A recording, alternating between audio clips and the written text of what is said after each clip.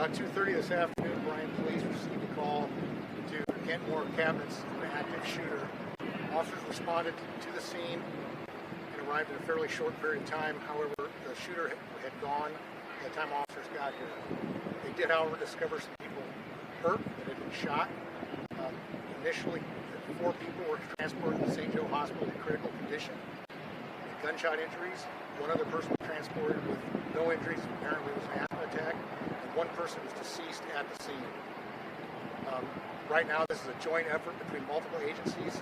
College Station PD's here, Bryan Fire's here, and many more that I'm missing here responded to assist working this scene.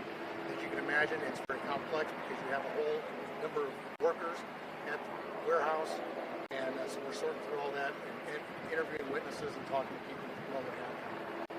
Chief, can you provide information about a suspect or suspects at this point? It's a little bit early for that, but we believe there may be a suspect in custody, but we're still working on that, and that's working with the DPS, who I should have mentioned was helping out, obviously, today also. Is there any connection with the DPS involved incident in Iowa involved in this case? I can't confirm that, but they may be related.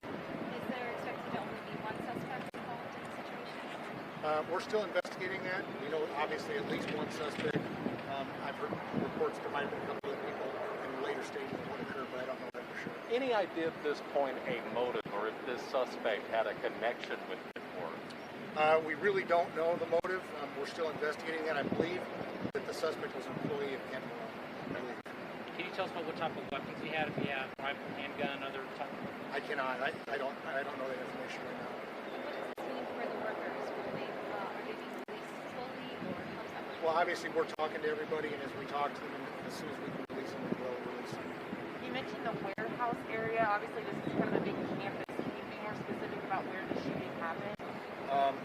I don't necessarily know how to do that. It was in one of the bays at the plant where they're making the cabinets. Do you have the name of the building? Kentmore Cabinets. The victims, can you confirm if they are all employees of Kentmore Cabinets? I cannot. I don't know that information. Anything that should be relayed to the families of employees? If there's somebody that they can get a hold of, should they be going somewhere? Or? We're working on putting together a phone number that they can call. We don't have that quite together yet, but we're working on a phone number so they can call and check on them. I asked Lieutenant Jason James earlier about this, but talk about, in general, a police department's response to something like this. Obviously, you train for situations like this. How did all that help with the response today? Well, I mean, it's changed over the years. Officers now, when there's something like this, which was an active shooter, officers respond immediately to it. They don't necessarily wait to put together a team to go in. They go in 1 or 2 at a time as they get there, so that because we know that if we can get in there and stop it, will save lives. Is there any state or federal agencies aiding at all in this?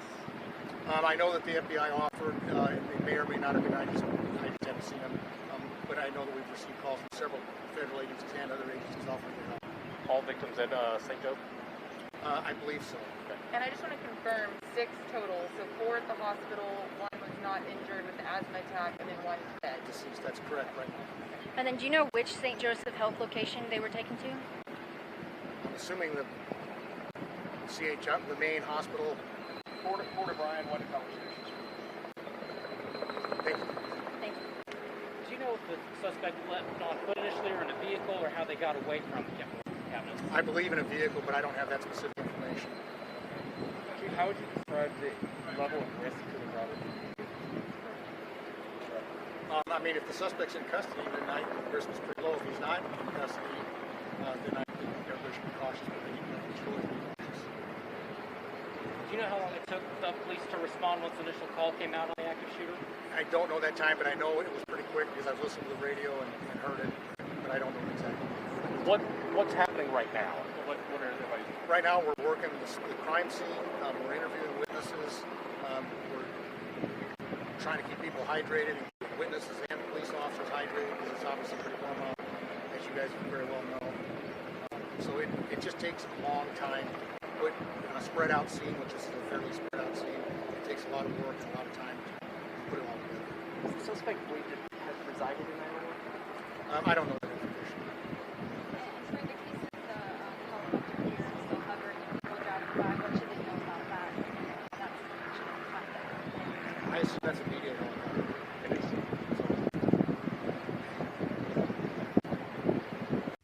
Hey, NBC News viewers, thanks for checking out our YouTube channel.